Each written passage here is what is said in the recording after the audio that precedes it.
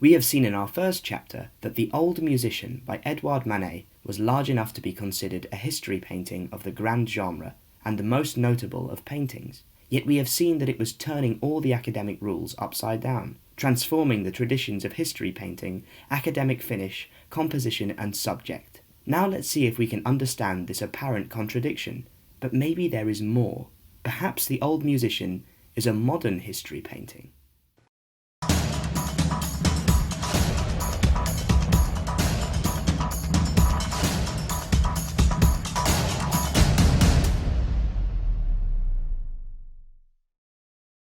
Now we are going to go further and ask ourselves to what extent the iconographic references of this painting are in keeping with other examples in art history. We will look for two types of references, classical ones and contemporary references. Let's start our iconographic study with the identification of classical references.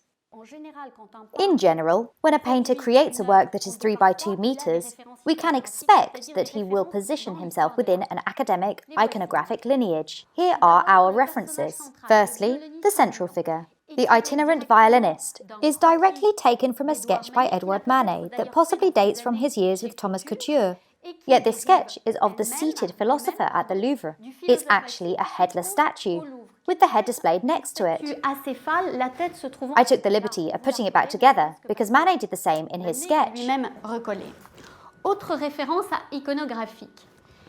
Another iconographic reference can be found in this character, whose garment and face almost certainly derive from this figure on the right, from Diego Velázquez's Borrachos. Les ivrognes, los borrachos de Velázquez. We must not forget that The Old Musician was painted in 1862, which means that Manet was fully immersed in his Spanish period, as Spanish painting was in vogue. He used to borrow typical clothes from a Parisian costume maker, but it was not until 1865 that he visited Madrid. Manet painted the Spanish singer Lola de Valence and Mademoiselle Victorine in the costume of a matador. He did not always respect the norms of bullfighting, but that was not what really interested him. What he liked was the Spanish flavour that he discovered when visiting the Spanish Gallery at the Louvre, which had been opened during the reign of Louis Philippe. At the time, Spanish painting was said to have a very distinctive identity. It was criticised for being too emotional, too Latin, and not sufficiently intellectual. We will see in a minute why this was. Look at this painting and this flowing garment. The garment, and it seems idiotic to state this, is rendered in a mass of oil. What I mean is that it was not drawn and painted afterwards. It is the painting and not the drawing that matters the most. And yet we said before that a good academic painting stands out because of the primacy of drawing over painting. Draftsmanship is proof of rationality, whilst colour painting is not. Colour reveals emotion. In Spanish paintings, there was not the level of detail found in Italian academic paintings. In his St. John the Baptist, Caravaggio drew a coloured garment, whereby each pleat and fold was a specific shape, and we do not have a red mass with a few pleats in it as we do in Spanish painting. It's the same here with the equivalent academic painter of the 17th century, this time from France, Nicolas Poussin, with his extraordinary hanging fabric. We can see that each fold has been outlined in perfect detail. This wasn't the case in Spanish painting, nor in Manet's work. Spanish painting depicted flowing garments as a mass of colour, and this was most certainly what attracted Manet to Velázquez. Now for another Spanish influence. On the right we have a character from The Old Musician, and on the left we have The Absinthe Drinker. This is the same painting that Couture is said to have greatly criticised, and was perhaps rejected from the Salon in 1859 for that very reason. Au jury du Salon en 1859. Il ne peut l'exposer au Salon. Et pourtant, lui aussi, il est dans la vague espagnole. Il dérive du Ménippe. Nevertheless, Velázquez's Ménippe inspired these two paintings because for Manet, Velázquez was the greatest of masters. Mais plus que tout autre, Velázquez. Voici une autre... Now for another genealogy. Might this little boy with his straw hat have been inspired by Antoine Watteau's Gillet or Pierrot? It must be noted that in 1860, the Gazette de Beaux-Arts reproduced a print of Gillet. We can assume that Manet skimmed past it in 1860. What's more, the Lenain brothers are discussed in the same issue of the Gazette des Beaux-Arts. Manet's two young boys are perhaps inspired by the two companions depicted in the old flageolet player. Let's look at this next character, a little barefoot girl who may come from an engraving of the Bernese girl. Depictions of the Bernese girl were part of popular iconography, which originated in what we might call ethnographic anthologies that flourished throughout the 19th century. They were trying to preserve the memory of dying out regional traditions. Today, we tend to forget that regional identities and distinctive characteristics were already being wiped out at this time, because we have been influenced by images like those of Paul Gauguin. But it was precisely because Brittany remained one of the few regions to preserve its traditions, a sort of folklore for tourists, that painters flocked there. These regional customs were on the verge of disappearing, hence why there was a flourishing market for folk song anthologies, regional traditions, and local folk tales. The novels of George Sand set in the Berry region also helped to preserve the memory of these traditions, like the Berry marriage described in The Devil's Pool. Therefore, all of the figures depicted in The Old Musician reveal different aspects of the painting. I was forgetting this character, which fits into the image of the wandering Jew, who since the crucifixion of Christ had been condemned to wander until the end of time. Et qui depuis est condamné à errer jusqu'à la nuit des temps. He was a common character in cheap paperbacks, and therefore in popular literature. Let's summarize. We have two elements that make reference to Spanish paintings. Here we have two characters inspired by Lenain. Then this young girl and the wandering Jew who originate from popular iconography. Yet all of these names have one common denominator. The common denominator is Champfleury. Moreover, Manet and Champfleury worked together several years later. For example, when Cats, History, Habits, Observations and Anecdotes was published, Manet provided one of 52 illustrations that was used for this poster. But the name Champfleury might ring a bell since he was the champion of realism. He championed popular culture. He wrote on Lenain, he wrote about Spanish painting and in particular about Velázquez. Il écrit sur l'iconographie populaire et sur la mode. Tous les éléments. All of the iconographic elements of this painting lead us to Champfleury. In other words, to realism. C'est-à-dire vers le réalisme. Donc plutôt que vous dire Rather than claiming that this distortion of composition, of academic rules, marks a first step towards modernist and abstract art, ce qui deviendra la moderne et l'art abstrait, c'est-à-dire or rejects the rules of representation that had been imposed on painting for several centuries, s'impose la peinture depuis plusieurs siècles. I would say that it's quite the opposite. Indeed, it demonstrates a new form of realism as, with each of these characters, Manet pays homage to the theorist and defender of realism, Champfleury. So, since realism there is, to paraphrase Charles Baudelaire, let's try to find out what reality these figures belong to. I suggest that we continue our iconographic study, but this time by uncovering Manet's contemporary references. We might eventually resolve our apparent paradox. This one, if he represents the pantomime character Pierrot, alludes to the characters of the Comédie de l'Art. Where do the actors of the Comédie de l'Art work? In Paris, at the Théâtre des Funambules. However, on the 14th of July 1862, George Eugene Haussmann's demolition workers under the orders of Napoleon III began tearing down the buildings on the Boulevard du Temple, nicknamed the Boulevard of Crime. They destroyed the Théâtre des Déplacements Comiques, Folie Dramatique, Cirque and Petit Lazare, which was meant to be replaced by the Orpheon, but would never see the light of day. So we can see that these two young figures, if they were indeed actors of the Comédie de l'Art, found themselves laid off. There was no longer a place for them in this new society designed by Haussmann.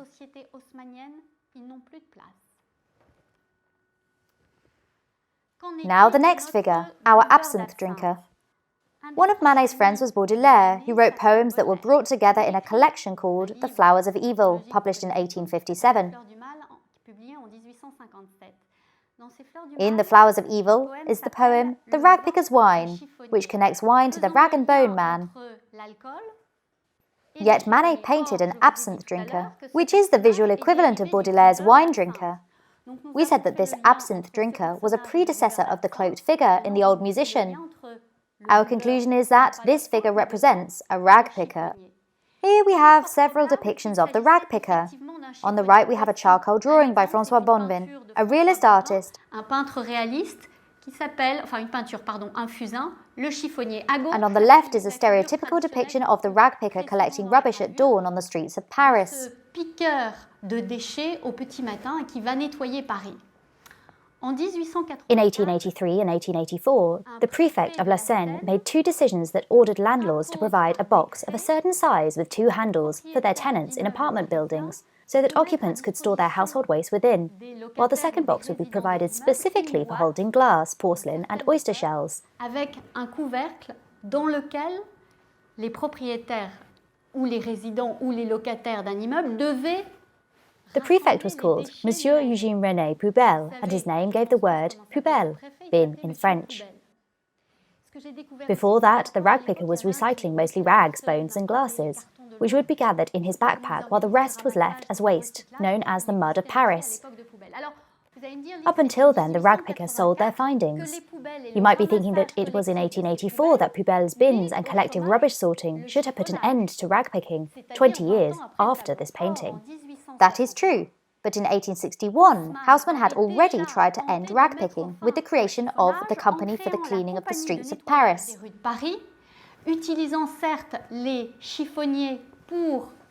He had planned to employ rag pickers to collect the rubbish, but the protests were so virulent that the rag pickers retained their monopoly until 1884.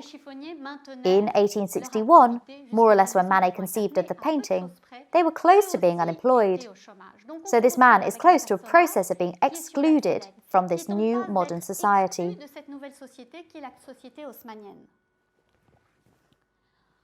Now we will go back to the central character, the violinist, a street entertainer, a wandering musician. C'est un amuseur de rue, c'est un amuseur ambulant. Such violinists who descend upon Paris played the Romany violin, gypsy music, which went on to inspire French composers who were influenced by Franz Liszt and Johann Brahms. Parisians who came across a violinist immediately recognized an Eastern European bohemian. These gypsies who arrived in Paris in great numbers in the 1850s and 1860s because their serfdom ended in Eastern Europe. What did these gypsies live off? They resided within the walls of historic Paris and worked as street traders such as hawkers, money trainers, organ grinders and violinists. Yet the new laws brought in by Napoleon III attacked the swarm of nomads, particularly targeting the street traders, entertainers and what they called at the time dangerous foreigners. They were banned or at least restricted from carrying out their activities in Paris. In other words, a character like this one was no longer welcome in Haussmann's Paris. This face is well known because it's that of Jean Lagraine, a gypsy chief. Lagraine was not a violinist but an organ grinder. When Haussmann's restrictions came into place, he became a builder, like a fifth of the population during the renovation of Paris. Haussmann knocked down 60% of the surface of Paris and rebuilt the city. Lagraine became a construction worker but was severely injured and so ended up posing for many painters. In this way, he almost lost his own identity as a gypsy chief, instead becoming just one among many other models. Another interesting point is that we know Lagraine complained about the rent of his caravan's parking space.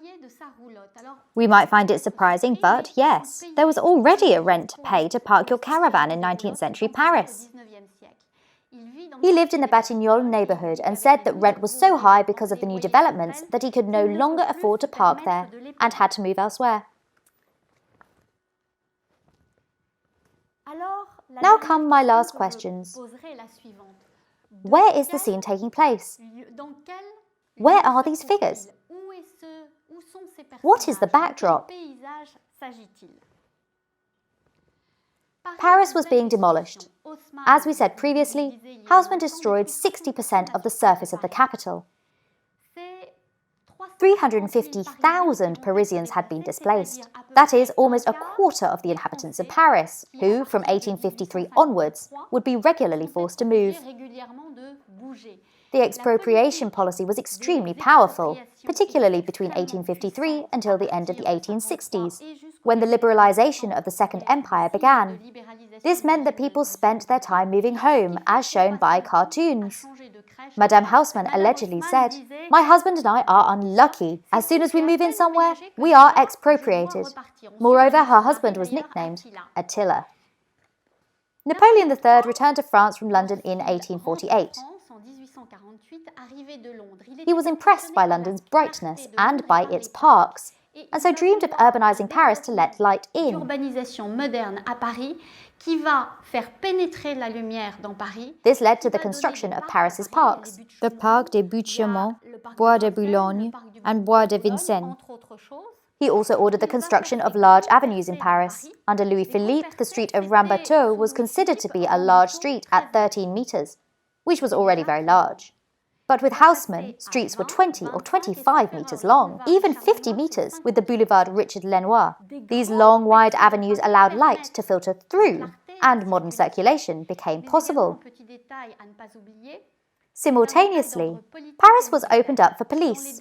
Haussmann's developments featured 6 new police stations, and with these new avenues, it was possible not only to shoot a cannon at barricades from a distance, but also for the army to circulate within the city. Mais en plus, la circulation du corps militaire se trouve largement facilitée. En même temps, ils vont fermer un quartier qui s'appelle la Petite Pologne où les... They would knock down the Petite Pologne district and close the part of the Canal Saint-Martin, where the insurgents of 1848 had taken refuge.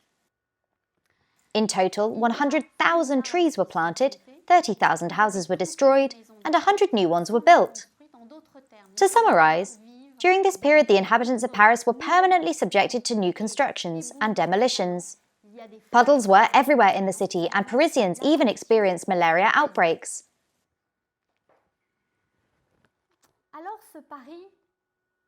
This modern city became the Paris of the upper classes. For by the time they had built these fabulous apartment buildings, connected them to public sewers, and sometimes gas systems, huge expenses had occurred, and so these new housing developments had high rent. The social diversity of old Paris was put at risk. In this painting, Gustave Caillebotte expresses his admiration for Haussmann's work through magnifying the perspectives in his painting. His family made a fortune in the fabric trade, and he inherited several properties, from whose balconies it was possible to admire Haussmann's transformations. Here, the upper-class man on the balcony is admiring the fleet of carriages in the new avenues of Paris. To achieve this, Paris annexed its suburbs. In 1860, the city was made up of 12 arrondissements, but a decree added 8 more overnight, hence our 20 arrondissements today. Puisque nous sommes aujourd'hui à 20 arrondissements. On va passer de l'ancienne ceinture qui se trouve ici. The city's limits were moved from here, marked in red with the walls of the Fermiers Généraux, to this new boundary shown in green with the Thiers fortification. Overnight, the villages surrounding Paris found themselves incorporated into the new Paris.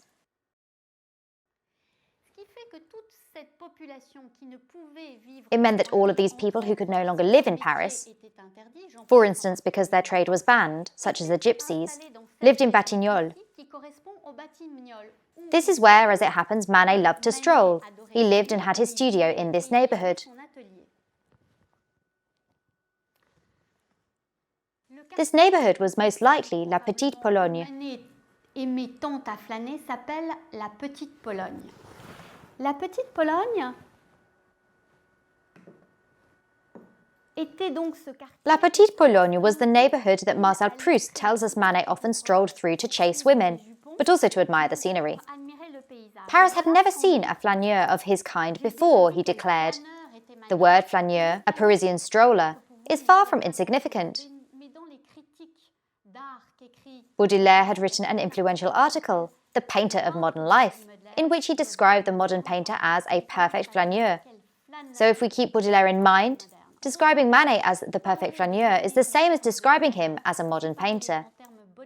Proust continued, "One day, together, we walked up what has since become Boulevard Malesherbes, amidst the rubble which alternated with the gaping openings of already levelled patches.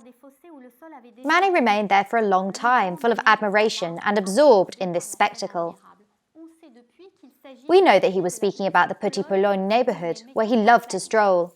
Yet we can learn several things about the Petit Pologne from literature.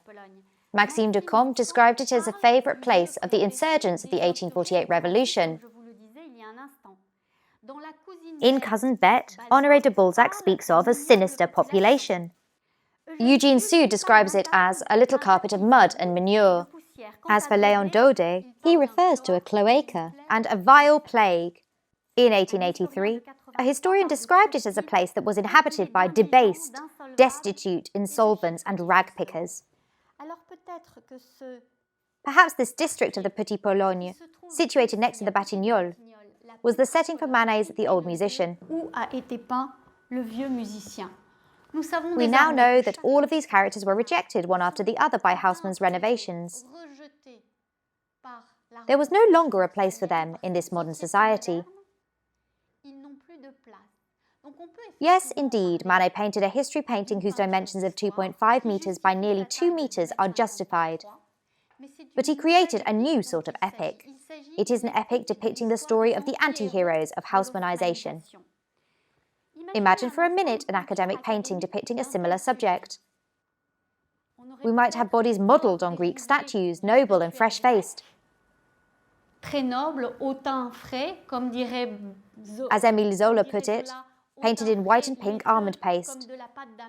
But we would not be convinced by the painting, for it would not be realistic. It would be as unconvincing as a bohemian speaking in the verses of William Shakespeare. This modern history required a modern form to truly tell the story of these debased figures. I would assert that this lets us peek behind the curtains of the underprivileged Haussmannians, these characters whose professions, homes and identities were destined to disappear. Et que ce réalisme en peinture, cette nouvelle manière en peinture, loin d'être un pas de plus... Rather than being just another step towards abstraction, this new way of painting was, conversely, executed with extraordinary pictorial awareness. It could depict the instability and breakdown of a society by using a style that was itself unstable, formless and fragmented. In other words, I would say that the subject was jeopardized by the style. Manet was able to express the vulnerability of each of these characters from the anti-story of Haussmannization, thanks to a new, formal treatment that speaks the same language as its subject.